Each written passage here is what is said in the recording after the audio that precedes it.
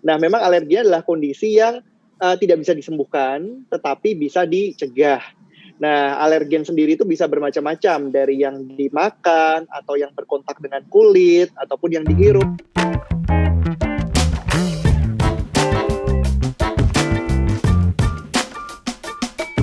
Hai parents, selamat datang di The Parent Story Podcast persembahan Parent Story yang akan membahas segala sesuatu mengenai parenting.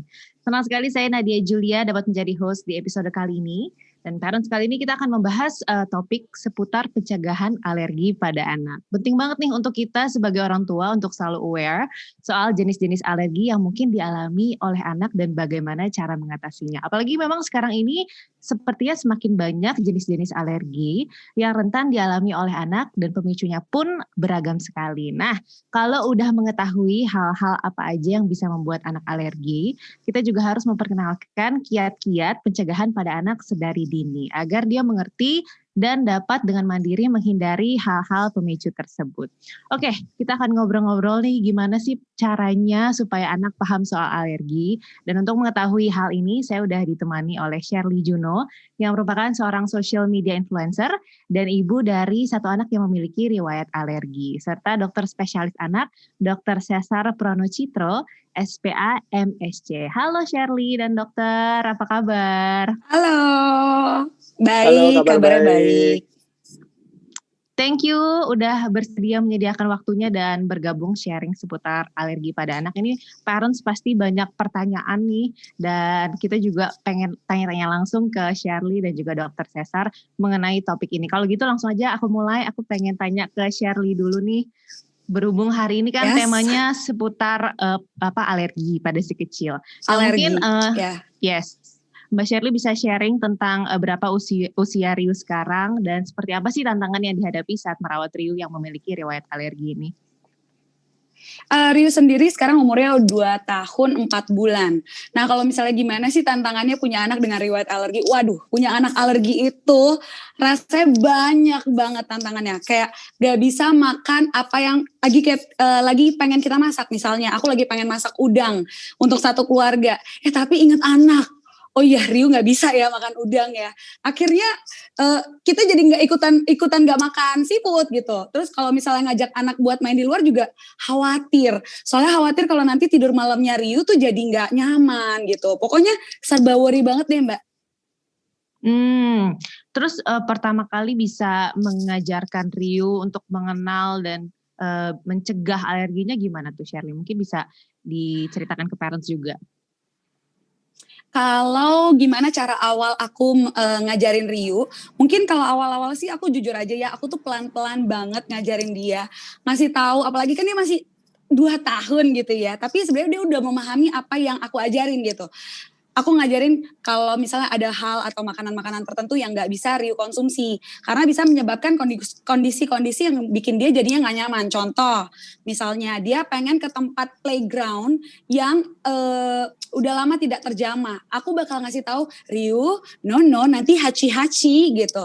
Ya memang sih ya, kalau misalnya ngajarin ke anak dengan usia seperti itu, memang aku berusaha sebisa mungkin untuk ngebuat Riu itu gak jadi over scared gitu loh. Karena kan komunikasi itu penting banget ya. Aku tuh banyak belajar juga loh dari Dr. Cesar. Karena Dr. Cesar ini dokternya Riu juga.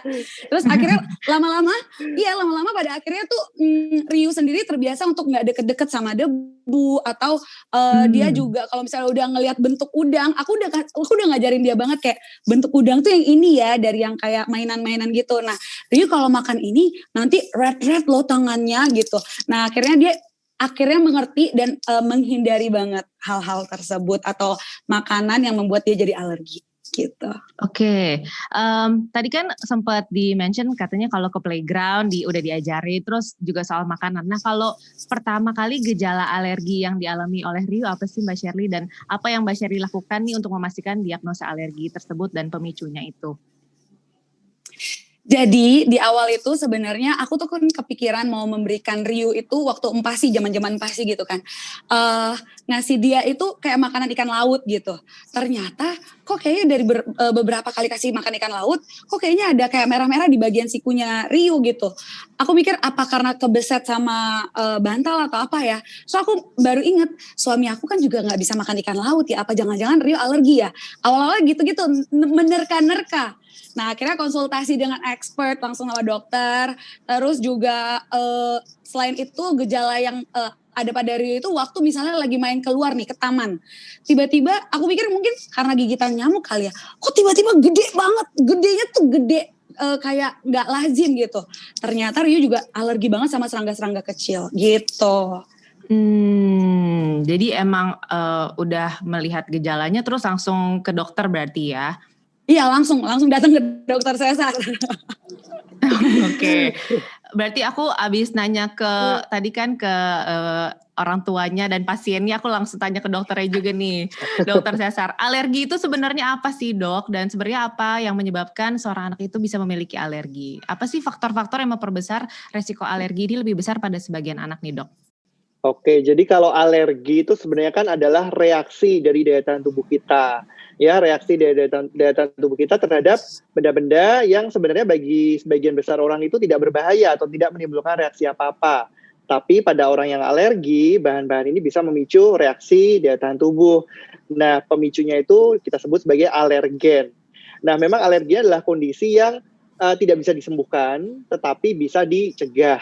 Nah, alergen sendiri itu bisa bermacam-macam, dari yang dimakan, atau yang berkontak dengan kulit, ataupun yang dihirup. Jadi misalnya tadi makanan ya, bisa misalnya dari protein susu sapi, ataupun telur, ataupun misalnya makanan laut. Bisa juga kalau yang dihirup, misalnya apakah bulu binatang, ataukah serbuk sari dari tanaman, itu juga bisa memicu. Ataupun obat-obatan, atau debu, itu juga bisa memicu alergi. Jadi masing-masing orang berbeda-beda. Nah, risiko dari alergi ini sebagian besar memang dipengaruhi oleh faktor keturunan atau genetik. Nah, bila ada anggota keluarga yang alergi, misalnya salah satu orang tua itu ada yang alergi, atau salah satu saudara itu ada yang alergi, nah itu risiko alergi bisa mencapai 30% pada seorang anak. Kalau kedua-duanya orang tua mengalami alergi, maka risikonya meningkat menjadi 40-60% gitu. Jadi memang sangat dipengaruhi oleh faktor keturunan. Kemudian juga ada beberapa faktor lain yang berpengaruh ya. Yang pertama faktor maternal atau yang kita sebut kaitannya dengan ibu ya. Jadi yang pertama mikrobiota ataupun bakteri-bakteri baik di dalam tubuh ibu ataupun di saluran pencernaan ibu bagaimana. Kemudian yang kedua apakah terjadi infeksi selama proses persalinan atau di jalan lahir. Kemudian proses persalinannya itu sendiri juga apakah persalinan normal ataukah melalui operasi sesar. Ternyata penelitian menunjukkan kalau lahir melalui operasi sesar, resiko alerginya lebih tinggi dibanding kalau lahir melalui persalinan normal. Kemudian juga paparan asap rokok. Selama ibunya sedang hamil, apakah ada paparan asap rokok dari sekitarnya? Itu berpengaruh atau meningkatkan juga risiko alergi. Itu kalau faktor yang berkaitan dengan ibu atau maternal. Yang kedua, faktor dari bayinya sendiri juga ada. Misalnya apakah bayinya sering mendapatkan antibiotik. Kadang paparan antibiotik ini juga bisa meningkatkan risiko alergi. Kemudian juga apakah bayinya mendapatkan asupan ASI atau tidak.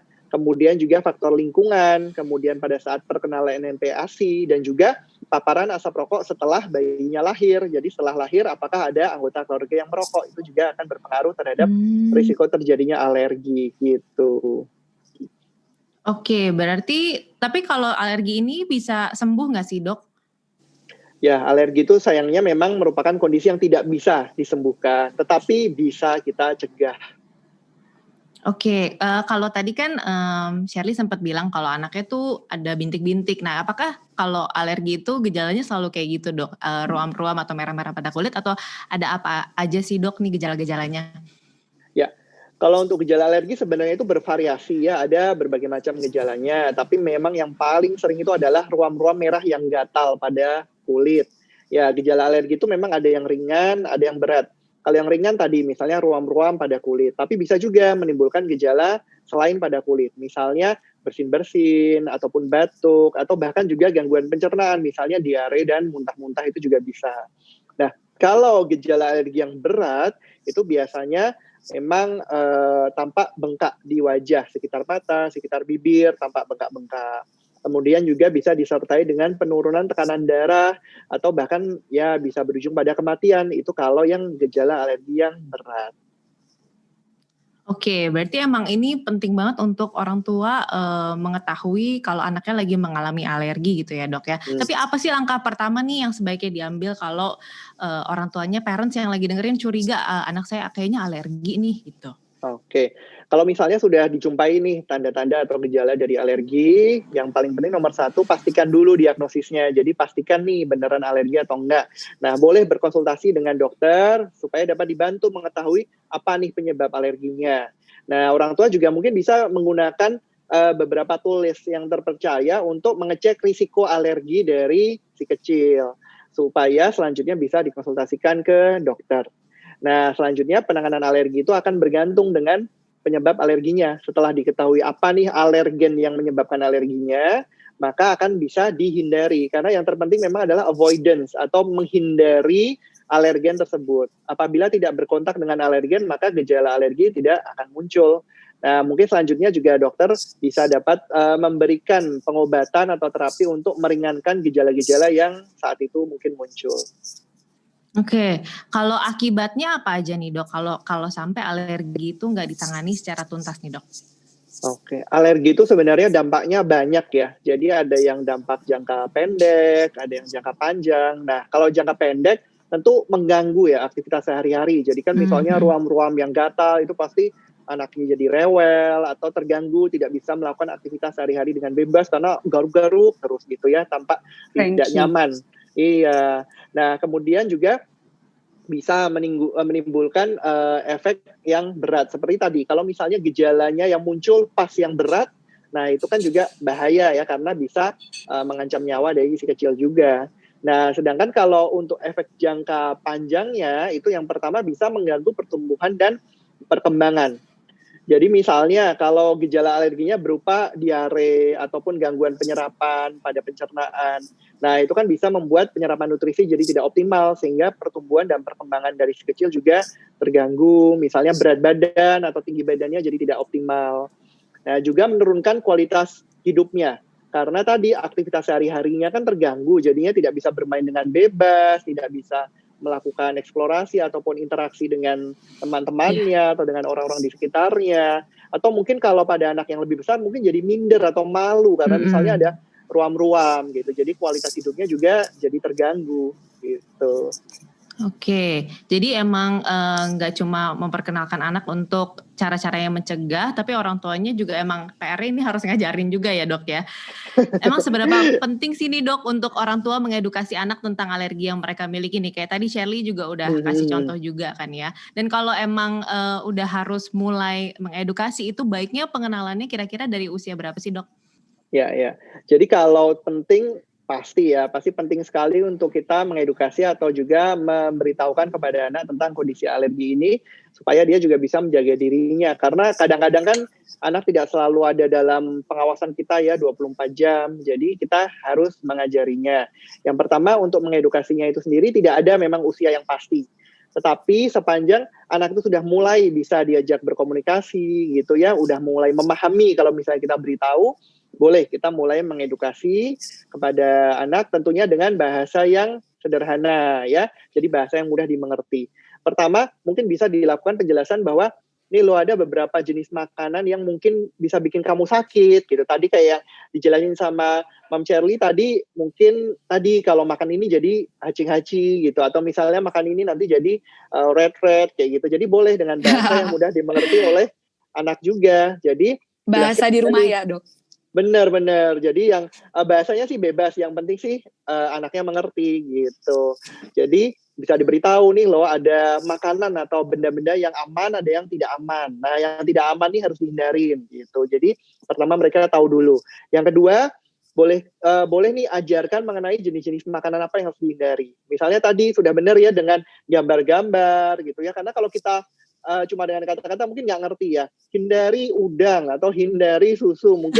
Mungkin anak juga, aduh yang kayak apa nih bentuknya gitu. Iya, jadi kalau misalnya sudah bisa diajak berkomunikasi, jangan lupa juga tunjukkan gambarnya, contoh-contoh gambarnya nih loh, contoh-contoh gambar makanan yang tidak aman, yang harus dihindarin gitu.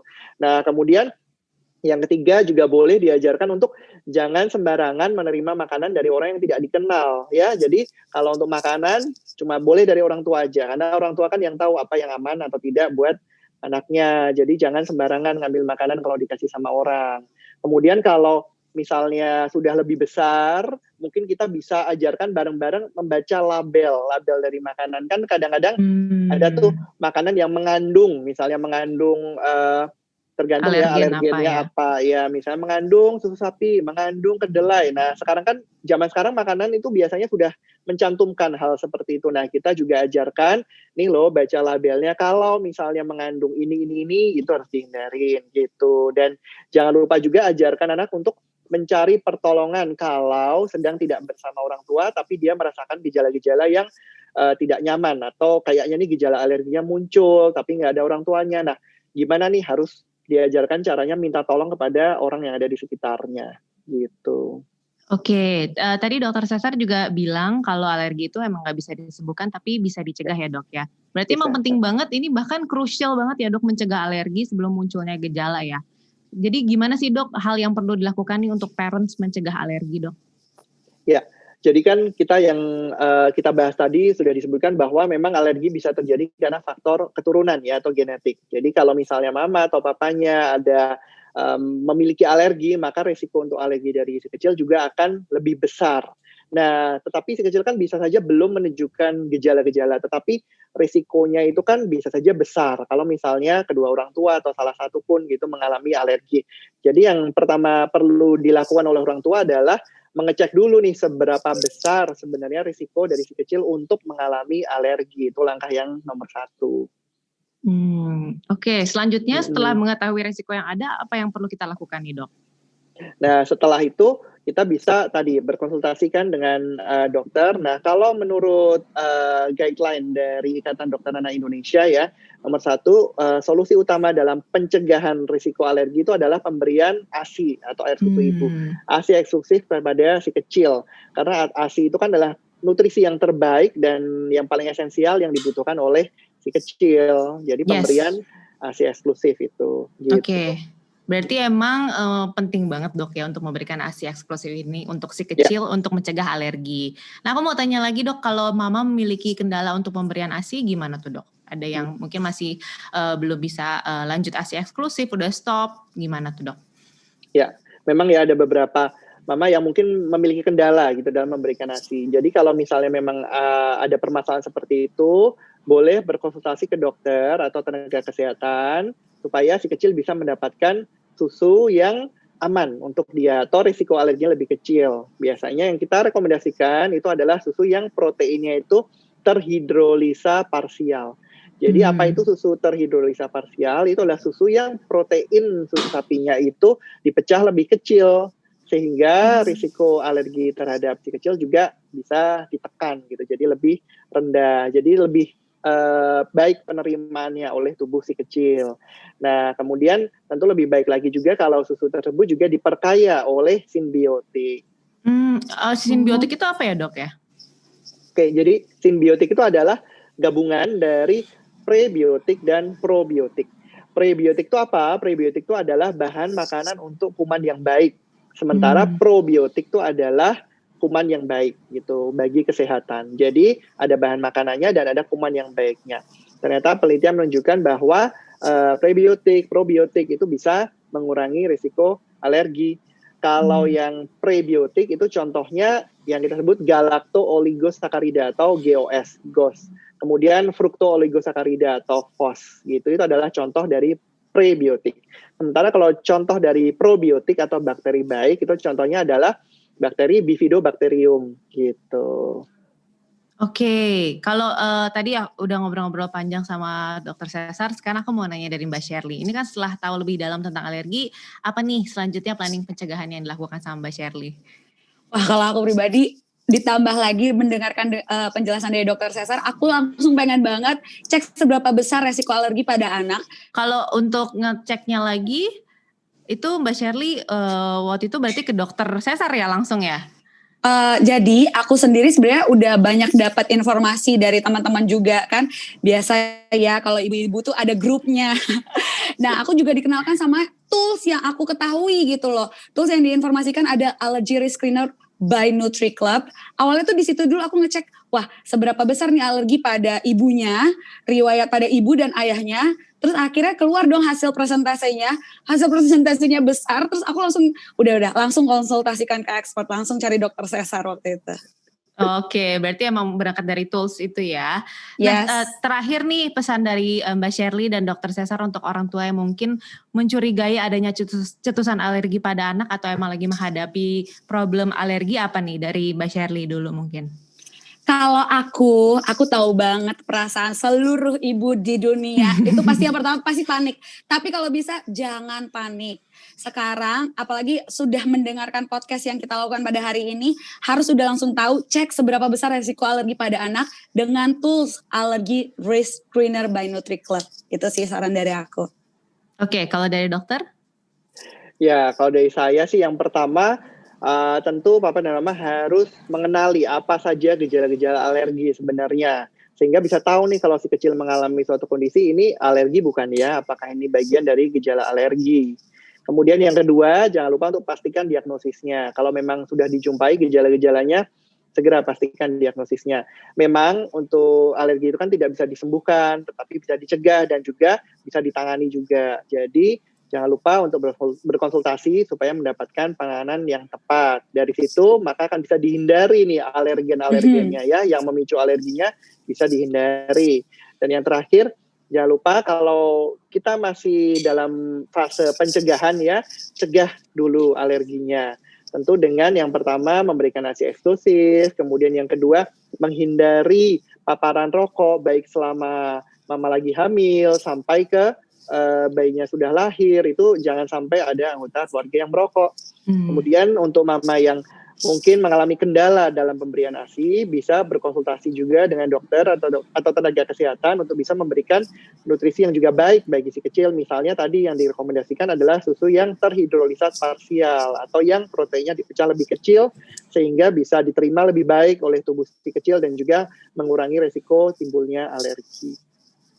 Oke, jadi kalau dari pembicaraan kita kali ini penting banget untuk orang tua dan juga anak sama-sama mencegah terjadinya alergi parents ya. Jadi selain cek resiko alergi si kecil, kita juga harus proaktif dalam mengedukasi anak tentang kondisi alergi yang dimiliki. Sehingga anak juga akan dengan mandiri menghindari hal-hal pencetusnya. Wow, seru banget, banyak banget juga info yang aku dapatkan dari Mbak Shirley dan Dokter Cesar. Karena emang alergi ini adalah hal yang dekat sekali dengan kehidupan keluarga ya. Dan penting sekali untuk dipahami dengan betul supaya bisa ditangani dengan cara yang tepat. Karena seperti yang tadi Dokter Cesar udah tekankan terus ya, alergi itu nggak bisa disembuhkan. Jadi penting banget untuk parents mencegahnya sejak dini. Terima kasih Dokter Cesar dan Mbak Shirley Juno.